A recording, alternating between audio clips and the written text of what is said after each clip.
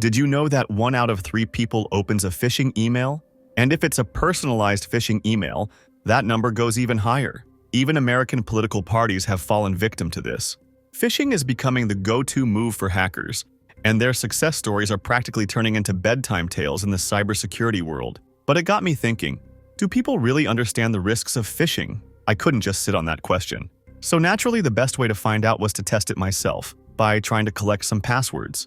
Okay, quick recap for the uninitiated. Phishing is a tactic where hackers try to steal sensitive information like credit card numbers or login credentials. The trick? They create a fake version of a login page, think Dropbox, Gmail, or even your bank, and lure you into entering your info. How do they get you there? A convincing email, often saying something like, "Hey, your account has suspicious activity." It's basically a hacker's version of, "We need to talk," and people click it. But could I get them to click my fake emails? Let's find out. I came up with a plan that's easier than you'd think. 1. Set up an email account to send phishing emails. 2. Use a phishing tool to generate a fake website. 3. Pick a trusted company that people wouldn't think twice about. Simple, right? I decided on Dropbox. People are so used to getting emails from them that they might not even blink before clicking. Instead of building a fake website from scratch, I used a tool called BlackEye. With just a few commands, I had a Dropbox login page that looked almost perfect. SSL certificate? Check. The green padlock in the address bar? You bet. Everything was in place to make the site look legit. Now, quick question. Have you ever blindly trusted a website just because it had that padlock icon? Bad news, that's not enough. The green padlock only guarantees your privacy, not the trustworthiness of the site. With my fake Dropbox page up and running, the next step was to redirect anyone who entered their login credentials back to the real Dropbox site. That way they'd never suspect a thing. One moment they're logging in, and the next, they're back on Dropbox like nothing happened. If you were one of the targets, do you think you'd notice? Or would the seamless redirection fool you? Let me know in the comments. Next up, sending the phishing emails. BlackEye made this part a breeze. I created an email that mimicked Dropbox's real ones, using a subject line like, "Someone wants to share a folder with you."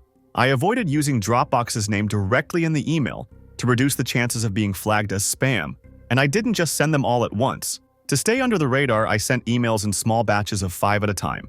I wanted this experiment to last. Once the emails were sent, it didn't take long before login credentials started coming in. I'm talking minutes. BlackEye automatically forwarded the usernames and passwords to me, and the victims were none the wiser, having been seamlessly redirected to the actual Dropbox site. Here's the fun part. How many people do you think fell for it? Take a guess before I reveal the results. Of the 50 friends I targeted, 22 fell for it. That's a 45% success rate, way above the phishing average of 30%. The first wave of emails with the shared folder subject got a decent response. But the second email I sent with the subject line, "You deleted 2,641 files." Is that correct? That one really got people scrambling to log in. Now, full disclosure. After a few hours, my phishing site got blacklisted, and a big red deceptive site warning started popping up. But by then, I already had what I needed. 22 sets of login credentials. Not bad for an afternoon's work. Let's switch gears. Here are a few ways to avoid getting phished. 1. Don't click on email links. If you're ever suspicious, type the website URL directly into your browser instead of clicking a link. 2. Use a password manager.